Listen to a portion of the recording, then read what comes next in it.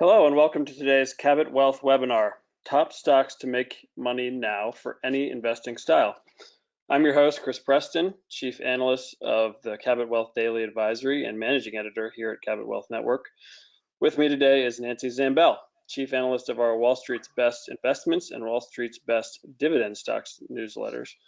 Today, Nancy is here to tell you which investing styles are best for the current market, how to diversify, how to manage your stocks, and which stocks she likes best for growth, value, and income investors. This is an interactive webinar, which means we'll be fielding your questions after Nancy's presentation. So if you have a question, feel free to ask it at any time, and we'll try and get to as many of them as time allows once Nancy wraps things up. Just keep in mind that we cannot offer advice in regards to your own personal investing situation or portfolio. First, let me introduce Nancy. Nancy has spent more than 30 years educating and helping individual investors navigate the minefields of the financial industry. She has created and/or written numerous investment publications, including Undiscovered Stocks, Untapped Opportunities, and Nancy Zambell's Buried Treasures Under $10. Nancy has worked with MoneyShow.com for many years as an editor and interviewer for their on-site video studios. As a lecturer and educator, Nancy has led seminars for individual investors at the National Association of Investors, Investment Expo, and the Money Show. She has also taught finance, economics, and banking at the college level and has been quoted extensively in the Wall Street Journal, Investors Business Daily, USA Today, and Business Week. And today, she oversees our Wall Street's Best Investments and Wall Street's Best Dividend Stocks newsletters here at Cabot. Long story short, Nancy knows what she's talking about when it comes to investing, regardless of style. So I'll step aside and let her do just that. Nancy, take it away. Thank you, Chris. Boy, that sounds like a lot of accomplishments for somebody just 21 years old. You can laugh now if you'd like. So thank you very much and welcome to our webinar. This is the first one that I've done for Cabot, so hopefully we'll do okay. Today there's quite a few things that I want to talk about, but first I'll start with this. Every year in January, I ask our 200 plus contributors to my two newsletters for their favorite stocks for the next year. And, you know, it's a real hoot sometimes, some of the things that they send back. We get a lot of blue chip stocks, of course, all household names that you all would recognize. And we get some really tiny micro cap companies that, you know, most of you probably won't invest in. And then we get a lot of companies that just do really, really well that you may not have heard of. And this year, I have to tell you that the contributors just hit it out of the ballpark. Our stocks have done so well this year. And of course, the markets have done well too. So I'm going to talk a little bit about our best of the top picks. We're also going to talk about additional growth, value, and income picks that we have from our top picks. I'm going to talk about the styles that are best for this current market going forth through the end of the year. And then I want to discuss a little bit about diversification versus just choosing one style. And not to take anything away from anybody's newsletters, because we know we have a plethora of newsletters here at Cabot that are devoted to one style. Many of you, I understand, are subscribers to all of them, which is a good way to diversify your portfolio. And lastly, I'm going to talk about know when to hold them and know when to fold them. In other words, when do you sell? So let's get started. So far, the biggest winners this year since January is IIPR, and that is Innovative Industrial Properties, and it is a marijuana REIT, and that was picked by Tim Lutz, our chairman of the board now, and also writer of several newsletters at the company. And that one gained 141.9%, which is a huge amount. And I think Tim was a little leery when he first picked it because the marijuana stocks are incredibly volatile. But this one has done very well. It's pulled back just a little bit. It's trading at about 113 right now, but it's still looking very, very good for the year going forward. The next one is Starbucks, which was recommended by Chris Preston, who's our moderator today. That one gained 33%. I guess I don't need to tell you really much about Starbucks. The stock is still going strong at $89 a share. The last one from the dividend letter is APO, which is Apollo Global Management, and that is a alternative investment company. And one of the things, Krista Huff from Cabot actually recommended that of the Cabot undervalued stocks. And I'm trying to find my here we go. So she said one of the things that's interesting about this one is on May 2nd, Apollo announced the company will convert from a publicly traded partnership to a corporation during the third quarter of this year. So that should really increase the awareness of that stock. So it's up about 32%. It's currently trading at around $35 a share. And from our Wall Street's Best Investments newsletters, the top 3 picks were Cadis, and that is a company that's in the healthcare field. And one of the things that they do is it's a proprietary data analysis platform. So they do predictive modeling techniques to try to identify individuals within healthcare plans that suffer from chronic conditions. So yeah, it's true. I mean, we're all going to have to start paying more for health insurance, and the sicker we are, the more we're going to have to pay. Like it or not, that stock is a worthwhile stock to be in. It's gained 88.5% so far, and it's trading around $16 a share. The second winner in the investments newsletter is ARWR, and that is a pharmaceutical company, Arrowhead Pharmaceuticals. So they do a lot of gene therapy. That's what they're known for. They're up 81%. They're trading around $29 a share right now. The next one is BRSS, which is Global Brass and Copper, up 60.6%. That one was recommended by Jeffrey Hirsch of the Stock Traders Almanac. If you guys have been around for a while, you know that Jeffrey's father, Yale, actually founded that newsletter, and they are one of the best newsletters ever for data on the stock market and individual sectors. They produce a Stock Traders Almanac book every year, which they kindly send to me, and it's just fascinating, the research they do. Oh, and I should go back up just a step. That ARWR was recommended by William Velmer. He's with SA Advisory, and he actually focuses on a lot of micro cap companies, and he has a fantastic track record. So if you want to be a little speculative, he's a really good newsletter to own. But back to BRSS, it's not a mining stock. It's basically a converter, fabricator, and processor of copper and brass products. And Jeffrey recommended it more as a seasonal trade, but as you can see, it's up 60.6%, and it's trading around $44 a share right now. So those were our top 3 picks from both of the newsletters. And in addition, we have some other picks that have done very, very well too. The first one is Match Group. You guys probably all have heard of that. It's one of those online dating things. I say things because I look at them and think, oh my gosh, I can't imagine anybody doing that, but people do it. And it has Tinder is one of the websites it offers, Match, Plenty of Fish, OkCupid, Pairs too, and if you watch TV much, you've seen the Our Time commercials.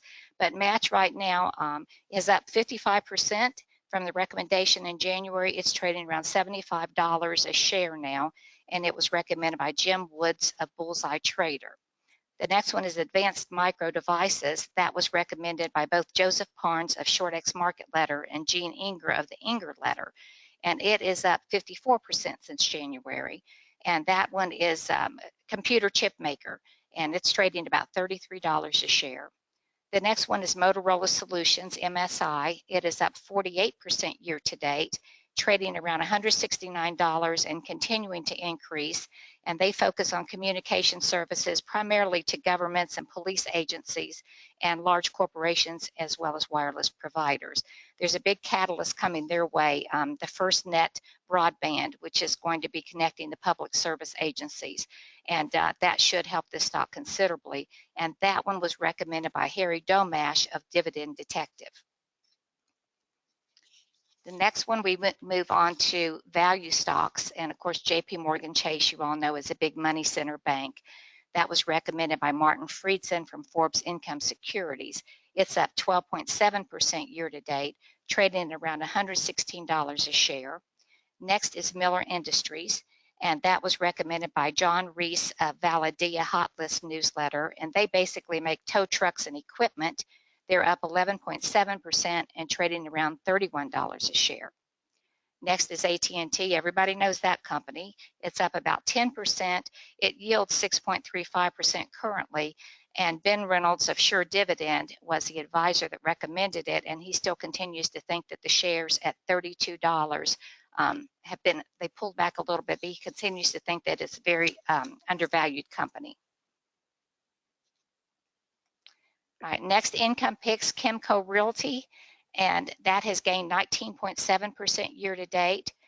It was picked by Brad Thomas of Forbes Real Estate Investor, currently trading around $18 a share, and it's a shopping center REIT, primarily those new shopping centers they're building that are sort of outdoor malls instead of the old indoor malls that most of us grew up with. Algonquin Power, a utility recommended by Vivian Lewis of Global Investing, trading around $12.50 a share, and it's up 19.3% year to date. The last income pick is Starwood Property, and that is a REIT recommended by Tim Plain of Dividend Hunter. They primarily own commercial property mortgages, and they're up 16.2% year to date and currently trading at around $23 a share. So those are we have a lot of top picks. I think we had about 70 between both newsletters, but those are the ones that I really feel will continue to do very well this year. And then I sort of, after that, I kind of looked at what the sectors were for the current market and where I thought might be the best ones to look at. And so we'll start first. We have 4 REITs, financials, consumer defensive, and healthcare companies. So we'll start with the REITs. And of course, those are real estate investment trusts. And the best thing about REITs is that the government requires that they return 90% of their income back to investors. And you can do very well with them. They almost always pay good dividends. They don't cut dividends very often. And when the time is right, you can also make a lot of money off of appreciation with them. At the first of the year, as you can see on the chart, around the end of December, the REITs really took a dive, and that's because there was so much talk about continuing interest rate increases from the Federal Reserve. Of course, that's kind of gone by the wayside now, and people are now thinking, well, you know, the rates have stabilized a lot. They're probably not going to do another rate increase for a little while anyway. So the REIT charts look pretty good. And 2 of the REITs that were recommended as our top picks are Sabra Healthcare REIT. And that was picked by John Gardner of Equity Research and Portfolio Evaluation. It was up about 13% in mid-year. And John still thinks that the REIT industry is going to continue to do very well, that this REIT will outperform all of them. He believes that the company's fundamentals are improving, the dividend is sustainable, and it continues to have a lot of institutional investor support. Strengthens its balance sheet. It owns right now about 693 properties, primarily in the senior housing and skilled nursing facilities with near 90% occupancy. And of course, just as our population ages, that's just going to continue to get higher and higher and higher. The next one is Starwood Property Trust. I mentioned it a few minutes ago, recommended by Tim Plain of the Dividend Hunter. And he said in his update that the big first quarter recovery propelled the share price of Starwood too, and it has an over 8% dividend yield. And it is a finance REIT, as I said, originator of commercial property mortgages, one of the largest players in its field. And they typically make large loans with specialized terms, which Tim feels gives them a competitive advantage over their competitors. And they have been doing a lot of acquisition in the most recent years. They paid a 48-cent per share quarterly dividend since the 2014 first quarter, and he believes that the stock will eventually return more than 25% this year. The next sector is financials, and of course financials had their problems because of what was going on with interest rates also, just like REITs do. But they have stabilized also since the rates have lessened, the rate increases have lessened, and they actually are looking to maybe lower some rates in the near future. And the 2 companies from there, First U.S. Bank Shares was recommended by Benj Gallender, and he's the editor of Contra the Herd newsletter. He focuses on a lot of small cap companies too. And this is a bank that was founded in 1952. It's done very well. It's up about 16% since the beginning of the year. They had a recent takeover of People's Bank. They're doing really well financial ratio wise, but they're still trading well below the book value of the company. Insiders own about 5.8% of this bank, and they've had the same CEO since 2011, which is pretty good for banks because they do a lot of changing of CEOs. Next is Midland Capital Holdings, and that was chosen by Doug Hughes of Hughes Investment Management. And Midland is a very undervalued stock. Insiders own more than 50% of this company.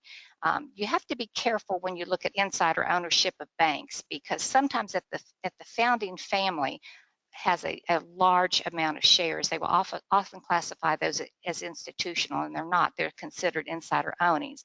A lot of the time, when you see a bank with a lot of insider ownership, you think, oh, wow, that's really great. And it can be both ways, because if the family doesn't want to sell and they get some takeover possibilities, they probably won't sell. But in this case, it sounds like the bank is maybe at some point in time interested in that, because the top two owners are both in their mid-60s now.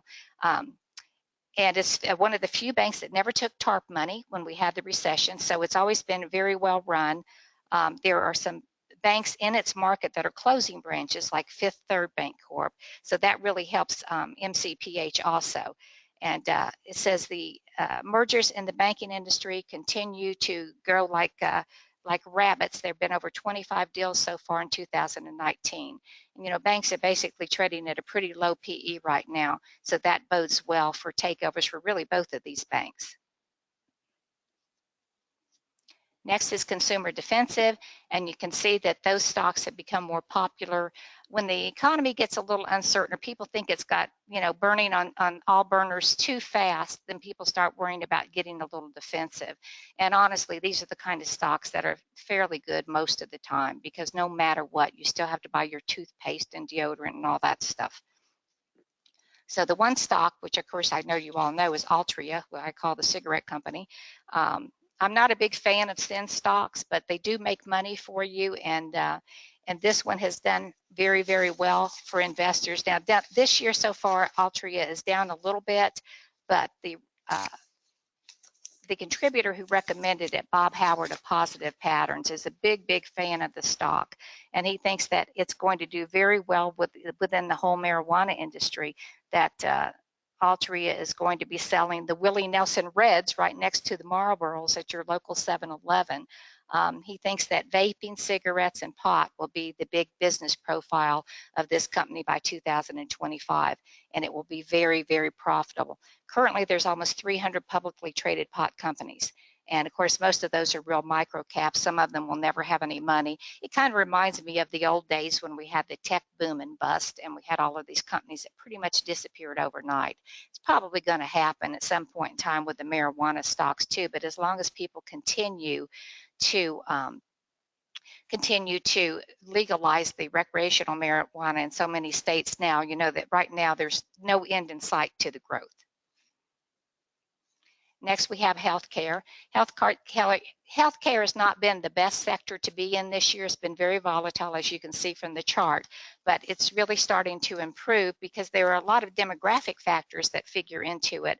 The political wrangling in DC has really hurt healthcare companies. All of this Medicare for everybody. I mean, that's probably never going to pass in our lifetimes, but that's going to impact some stocks. The biotechs are still doing very well. Most of the pharmaceutical companies, and the company that I picked to show today is a medical device company, and it's actually my recommendation from the top picks, and it's up about 16% so far this year. It's a Smith & Nephew, and they do make medical devices primarily for hips and knees, so the demographics really play well there, because as we older, our population ages in the U.S. and really around the world. I go to a cocktail party where I live out here in Tennessee, and all they talk about are, replacement of their hips and replacement of their shoulders and knees, and so it is a huge, huge business. And once you reach, that 60-ish, 70 level, it seems like everybody seems to have to get something replaced. We're all going to become bionic, I think, at some point in time. But it's done very well compared to the healthcare sector as a whole, which is only up 9.1% for the year. They sell their products in more than 100 countries around the world, and in addition, they provide advanced wound care products for the treatment and prevention of acute and chronic wounds, which is another issue today. Company is growing organically and also by acquisition. For its first quarter, sales were $1.2 billion, and right now it's followed by about 13 hedge funds who have increased their purchases of the stock by 18% over the previous quarter. So that one's doing very, very well too. Don't forget to write your questions in if you have any questions along the way, and we'll get to those at the end of the seminar. Okay, next I want to talk to you about diversification versus choosing one style. So it's really important. I get a lot of people that come up to me at the money shows and they say, oh, I love this stock so much, you know, it's 90% of my portfolio, and it about gives me a heart attack. Because you never really want to have your portfolio consisting of only one stock or only 2 or 3 stocks. But it's up to you to decide how many that you really can manage. And a lot of investors can manage 50. Every time I go to our Cabot Summit in August, I always ask everybody, how many stocks do you have? How many stocks do you have? And I get anywhere from 10 up to 100. 100 is probably too many for most of us, unless that's what you just want to do all day long. But, you know, manage to put in 15, 25 stocks. That's probably about good for just about everybody. And you can kind of take care of those and monitor them on a regular basis. And then, of course, within that stock group, you want to diversify your portfolio so that it reduces your risk. And certainly diversification can lower your returns because, you know, your high flyers are going to do really well and your steady ones are going to do okay. Your high flyers may also not do very well if they're more speculative. But yet really in the long term, it's really better to diversify. And that means you need to diversify with non-correlating assets, which theoretically would react differently to different market cycles. So if you're in, or different market catalysts, if you're in a real growth mood, you know, maybe your dividend stocks aren't going to do as well. Only that certainly hasn't proven the case so far this year. The dividend stocks have done very well. But, you know, just try to balance them out, some growth, some value, some dividend, so that when the market action does change and all of a sudden value stocks are out of favor like they were a couple years ago, well, even last year, now they're coming back into favor again. You know, they might drag your portfolio returns down a little bit, but then your growth stocks will take over and increase your portfolio returns. The main point here is just not to overdo one particular sector in your portfolio. And so I would recommend that you diversify between small, mid, and large cap stocks, companies in different sectors, and value and growth stocks. You should kind of have a little bit of this and a little bit of that in your portfolio, and it just helps you sleep a little bit better at night. Back in the heyday of the boom and bust of the tech stocks back in 1998, 2000, I would always ask people in my money show seminars, you know, what their portfolio looked like. And I mean, they were all overloaded with tech stocks. Most of them didn't have any idea what the companies did.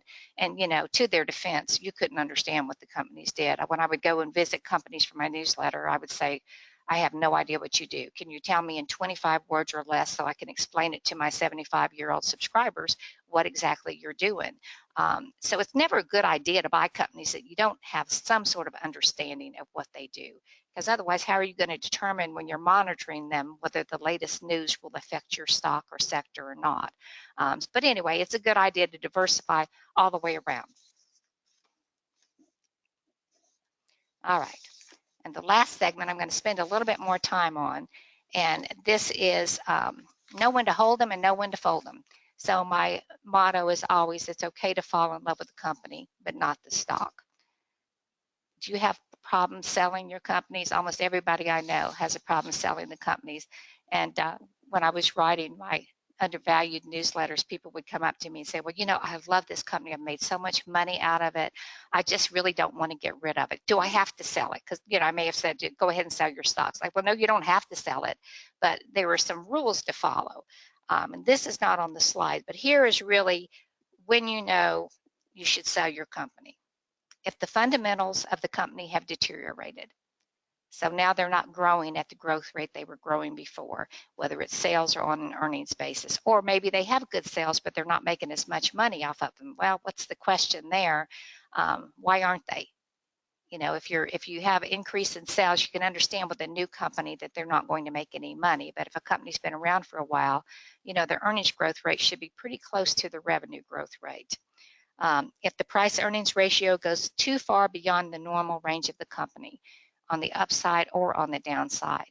And if you go to Reuters.com and put your company symbol in, you can see what what PE ratio is for your industry, for your company, for the particular sector.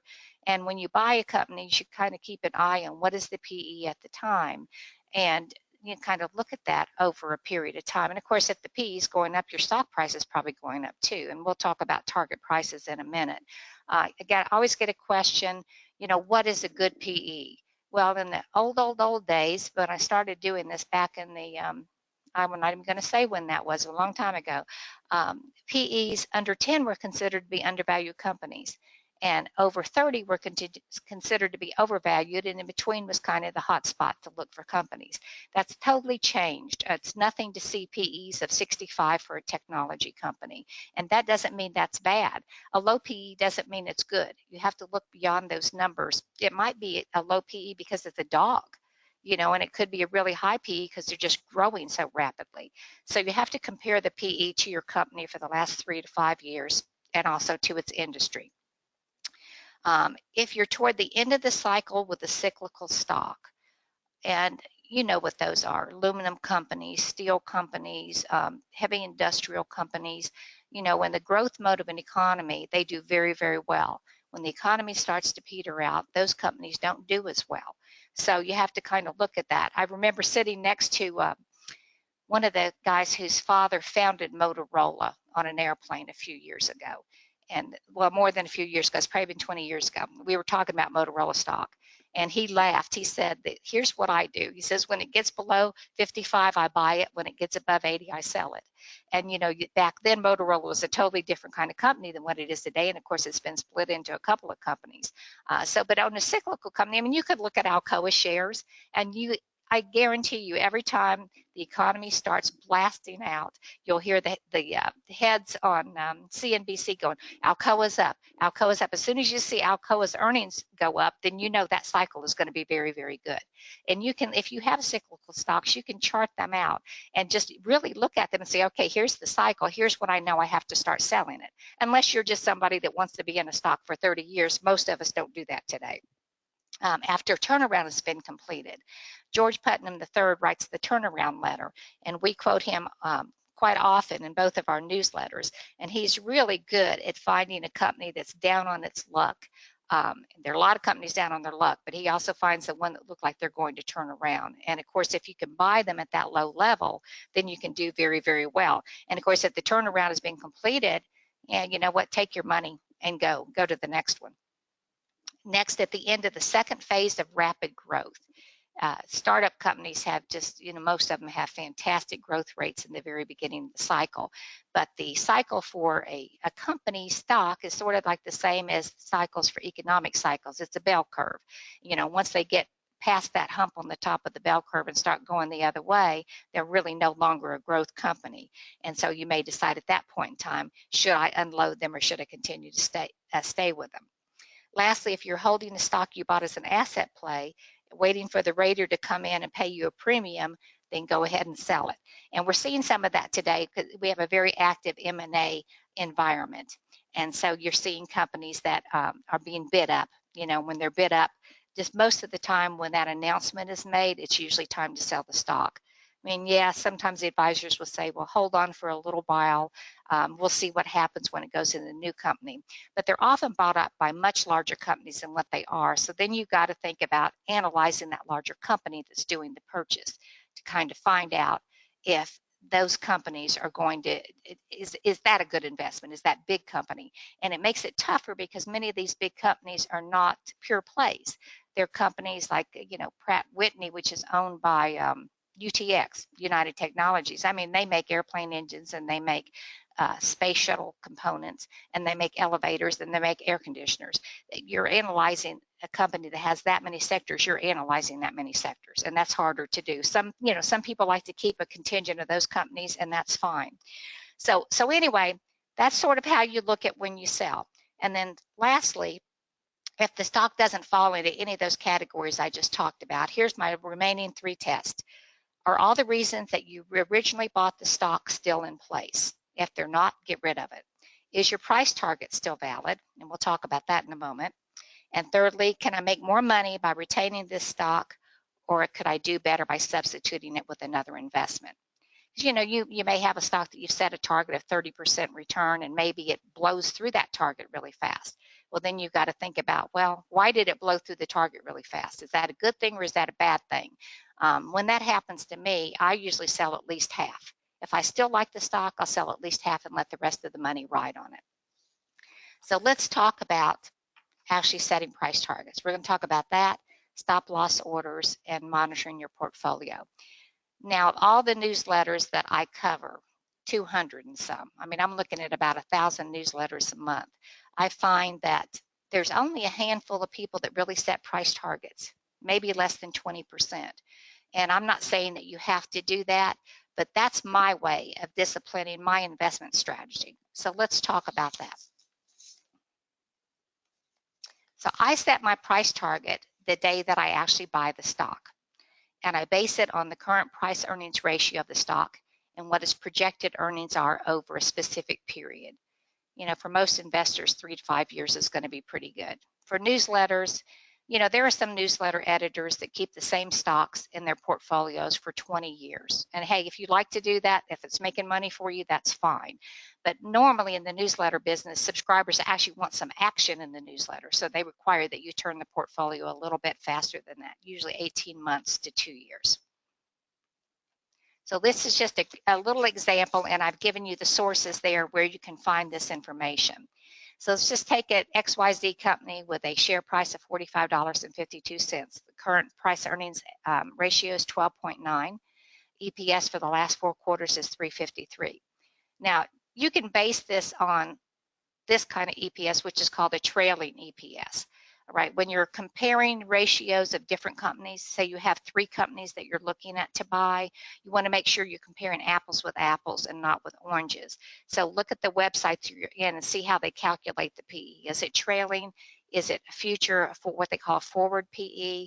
Is it just a calendar year PE? So you want to make sure, as I said, you're comparing apples with apples. 5-year earnings annuals, 5-year annual earnings growth rate, and that's another one that you can get off Reuters.com. They have about 20 or so ratios, I think, that they can do comparisons with. So we've got those 3 things. That's really all that you need to know.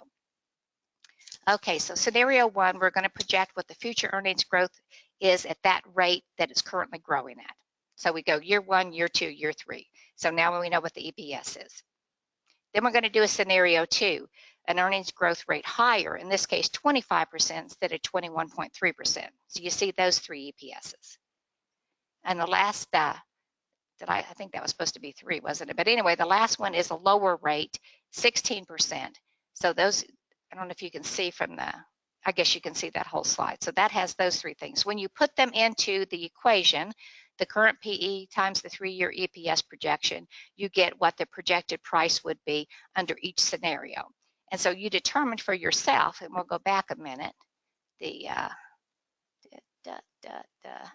so 45.52 was our original share price.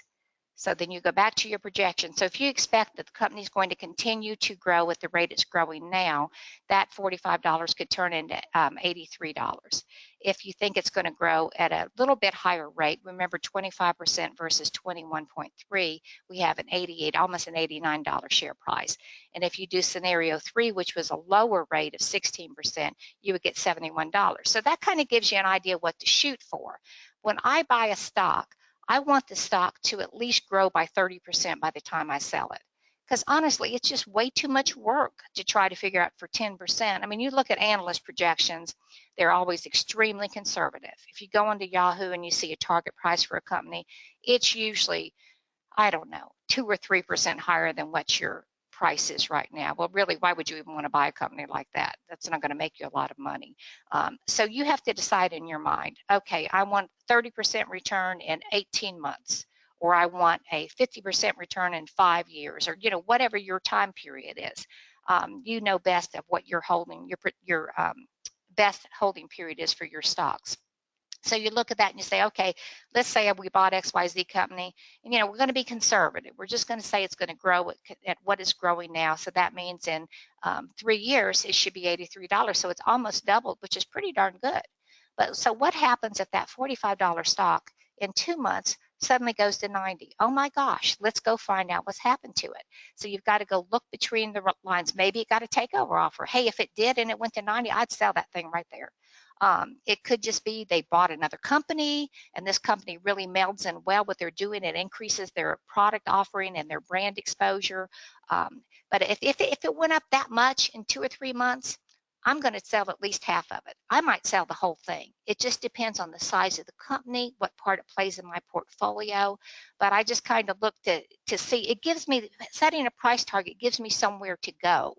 And say you're 3 years down the road and your $45 stock is only at 60 and you've kept it for any number of reasons. You know what? Just bail out, because it's not going to make you the money that you want. And you probably want to bail out before that 3-year period. So you do want to keep an eye on the stocks just to find out. But it is just a measure of discipline. You can set, price targets on whatever brokerage scenario that, or brokerage system that you're looking on. And it can be a hard target where it gives you a little ring, a little bell and says, hey, your stock is approaching its target. Or it could just be a mental target where you think, oh boy, look at that. It's getting up there. Maybe I should take some of my money off the table. You have to be very disciplined in your approach to the stocks. You really cannot fall in love with the companies. And it's just as hard for me as it is for you, because I'll find a company I love so much that I really never want to not own the stock. And that's okay, but just keep taking money off the table as you go along. Nobody says you can't keep it for 20 years. Okay, next is setting stop losses. And again, most of the contributors, most newsletter writers, most financial analysts do not set stop losses. I like to set them because it's a discipline for me to figure out. It makes me pay attention what's happening to my stocks. And of course, you can do this as a hard stop or as a mental stop also. And depending on how risk averse you are, you can set the stop, and also how good the market is. I mean, if you're in a really growth market, and you set your price target too low, you're not going to be happy. And if you set your stop loss too high, you're not going to be happy either. Just say you're buying a technology stock, and when tech stocks go up, they just go up. And or if it goes down, they can be very, very volatile, and we've seen that happen. And so what if your $100 stock goes down to $70? Or if you set a hard stop, you're going to be out of that stock. But tomorrow it could be back up to 90. So you have to kind of watch which your companies are. If you're really conservative, investors sometimes will put a 10% stop loss. I would not do that in this kind of market at all, because it's just too volatile. Most of the many of the advisors we have will tell you about stops, and I know Cabot does some of that too, and buy up to, and those kind of things. So it's really important for you to consider that. And you can start with mental stops and just lay out your portfolio, your 15 or 20 stocks, and say, okay, this is what I bought them at. This is the loss I can live with. If you can't live with a 10% loss, you should not be in the stock market. However, we all know that. So anyway, just do yourself a favor and play around with them. And lastly, monitoring your portfolio on a regular basis. So this is really important. Don't be one of those people that buys stocks and never looks at them again, and all of a sudden you get your annual statement from Fidelity and you're like, oh my God, what am I going to do now? My stock has really gone down. So you have to really look at least on a quarterly basis. And that's usually good enough for most people. Honestly, if you're a short-term trader, you're going to be looking at them every day. If you're an options person, you're going to be looking at that every day. If you can hear my dog barking, forget it. We've got a repairman coming. Anyway, when you're monitoring your portfolio, make sure that your stocks make sure that if your stocks have progressed rapidly or lost a lot of money, if they've hit their targets, if they've had no movement whatsoever. You need to be very interested in finding out why they're not moving. And lastly, do you have a better replacement for your stock? As I said, if you've got a stock that's growing 30%, and all of a sudden it's only growing 10%, then you have to look and see what the alternatives are. And fortunately, with thousands of stocks trading, you can probably find something else to replace it with. So that's all I have to talk to you about. Now, hopefully we have some questions, and I think Chris has a few words to say to you. Yeah, thanks for that, Nancy. I'm going to give Nancy a few minutes or a couple minutes to catch her breath before she starts answering some of your questions. We'll get to those in just a minute. First, I just wanted to tell you how you can sign up for either of Nancy's newsletters, Wall Street's Best Investments or Wall Street's Best Dividend Stocks, depending on your investment style. Here's how it works. You'll receive, first of all, you'll receive an email in your inbox if you're listening to today's webinar with a special discount offer to subscribe, and that's reserved exclusively for today's listeners. And the new subscribers can try either of Nancy's advisories for just $1 for the first month. And again, that's just for those of you listening today. And Wall Street's Best Investments and Wall Street's Best Dividend Stocks draw on the insights, research, and experience of more than 200 of the top professionals on Wall Street to provide investing recommendations and stock picks. And what you get is monthly issues featuring 30 plus top recommendations and advice, plus the market sentiment consensus of more than 200 industry expert contributors. You get daily alerts in your inbox featuring a new top pick or trade recommendation every day. And you get 24/7 online access to the subscriber-only website for access to current and past issues, consensus picks, in-depth reports, and more. Also, Nancy's exclusive economic overview and exclusive interviews with her contributors in every issue. So look for that special offer to Wall Street's Best in your email inbox shortly. Now let's get on to your questions. There's been a few that have been rolling in. James has been waiting patiently. James had a question about diversification. Nancy, what are your thoughts on emerging markets right now? Well, I love emerging markets almost all the time. Sometimes it's not, the most attractive time to invest in them. And Carl Delfeld, who writes our newly named, what's it called now, Chris? Global Cabot Global Stocks Explorer. Thank you. And that used to be Cabot Emerging Markets Investor. He spread his wings out. Carl, I've known for many, many, many years, and he really knows stocks around the world. And, today we live in a global economy. So pretty much information is known no matter what it is. The only problem with emerging market stocks is that you have to make sure that the accounting principles that are being used are the same as what we're using. That's why in America, that's why a lot of people choose to invest in ETFs or mutual funds in the emerging markets arena, just because those people at those research firms have vetted those financial statements. If you just, and it's hard also just to buy directly from an exchange in a country. Countries are opening up more and more, but it's still pretty risky to do that. So if you're not a pretty savvy investor in foreign stocks, I think ETFs, mutual funds, are really subscribing to somebody like Carl or many of the other emerging markets people. You can find some really good recommendations. Yeah, they're more speculative, but boy, you can rake in some dough on those things. Yeah, good question. And here's a question about what websites and resources do you like, Nancy, besides Reuters and Yahoo? Okay, well, I use a lot of different websites, as you can imagine. There's websites for insiders. Insider Monitor is a good company. Also, dividends. There's Dividend Channel, which is a really good website. And sometimes with the Canadian recommendations, I go there because Yahoo doesn't really tell me a whole lot about the dividends on the Canadian recommendations. So I look at those, and Yahoo is certainly not what it used to be. It's lacking a lot of categories that it used to have. So I've had to go out and find other ones. Market Watch is a really good website. I'm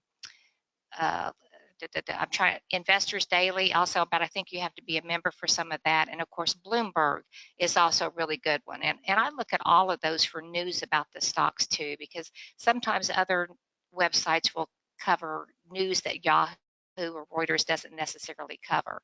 And then you can also go to trade group websites. So if you're interested, in an aluminum company, you can Google aluminum trade group and you will find out some of the latest information about that particular sector. So don't limit yourself.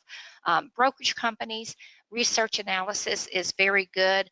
I don't think, too highly of their price targets, as I said a little while ago, but the brokerage industry reports are excellent sources for information on that particular sector or particular industry. Okay, question from Barbara. Barbara says, you mentioned Alcoa. It's been dropping most days. Should it be held or sold? Do you have a feel for that right now, Nancy? Well, I don't. It's not a stock that I typically cover, but I mean, it's a cyclical stock, of course. And, even though the economy continues to do well, if I owned it, I'd probably watch it for a little while. And if it continued dropping in the next week or two, I'd probably bail out of it. Okay. And actually, Barbara asked also had a question about whether Starbucks should be held. I guess I can chime in on that. Why don't you answer that question, Chris? Yeah, that was my pick. I've been wondering that myself lately. It's hanging in there for now. I don't think it's going to go up another 33% before the end of the year, but it seems to still be on a good trajectory, and it might be sort of catching its breath at the moment. It's pulled back a little, but not much, and what it's pulled back from is essentially all-time highs. I think it's gone from 91 to 89 in the last Yeah. week or so. So I'd hang in there if you already own it. And if you don't, could be a good time to buy because this could just be catching its breath for another leg up. But again, I don't know if it's going to go up 33% again before the end of the year. That's just my Yeah, I take. mean, they're still branching out and expanding. In fact, in my market area, they've had deals with Kroger stores to have the Starbucks within the grocery store, and they're changing that contract now. They're going to Food City, which is a different food store in our area, and Food City seems to have more locations than Kroger, and I don't know exactly how many, but I thought, well, that's kind of interesting. Yeah, yeah. It's just a good, solid company, and people aren't going to stop drinking coffee. That's for sure. No, and isn't it incredible what they've done with $4 coffee?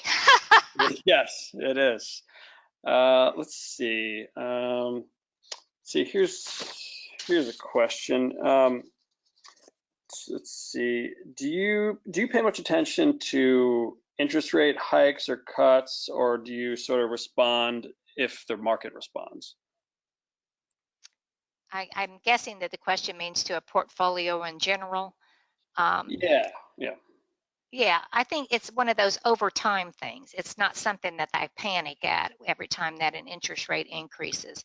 But I look, especially because I love REITs. I've always loved REITs, and I like MLPs, and I like all kinds of partnerships because they pay such great dividends.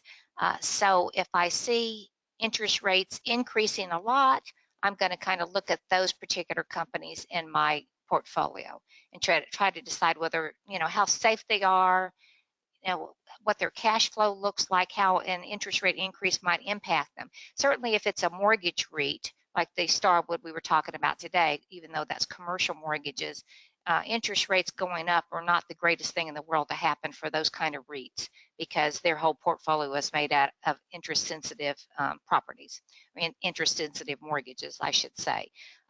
Going down, doesn't really spike attractiveness of those kind of companies either, or of banks. But going up can make a big difference whether you're in those particular kinds of companies. Now, you didn't ask this, but if a company's increasing its dividend or decreasing or cutting its dividend, that's another thing to look at. Rising dividends are always good for the investors. Steady dividends are great. People like to keep their dividends steady. They have the dividend aristocrats that have actually increase their dividends for a 25-year period or more, and there are more and more of those companies all the time. When a company cuts its dividend, that's a real warning flag. It could be just a temporary thing. There's a good reason for it. You just have to research that. But if it's pretty drastic or they totally eliminate their dividend, then I'm thinking about bailing. Okay. There's a question about investor sentiment, which you track. Is there a point where you think investor sentiment can be too bullish or too high to where it might concern you? Yeah, and especially if it's over a period of time. Again, I don't ever literally look at anything on a 1-day period or a 1-quarter period, but we right now are extremely bullish with investor sentiment, and that's in institutional investors as well as individual investors. But last month it wasn't that bullish, so it's just really spiked recently. And the market has gone up quite a bit. If that continues like that for the next 4, 5, 6 months, then I'm going to be really concerned. Usually when investors, especially individual investor sentiment becomes very high for a sustained period of time, it's usually telling us it's probably time to go through our portfolio and weed out the weaker stocks, just because investors just typically over time don't do as well as the institutional investors do. They don't have access to all the known information. Great. Let's see, I think we have time for one or two more questions. See, here's a question just about investing styles. Do you have a particular style that you gravitate to, or are you truly just a mix of various styles like you mentioned earlier? Yeah, well, I make myself be a mix of styles, but my heart belongs to value companies. And it always has. From the very beginning, my first newsletter was Undiscovered Stocks. And I used to go and visit every company that I put in the newsletter, and that was quite an education. If you buy low and sell high all day long, you can do really, really well. But those companies that are smaller, that's my favorite niche. It's not really the micro caps, but a small to mid cap company, primarily mid caps, are my favorites because they're usually pure plays. You can read their financial statements and say, oh, I can see exactly what they do. They make bicycles or they own amusement parks. I try to stay away personally from UTX kind of companies.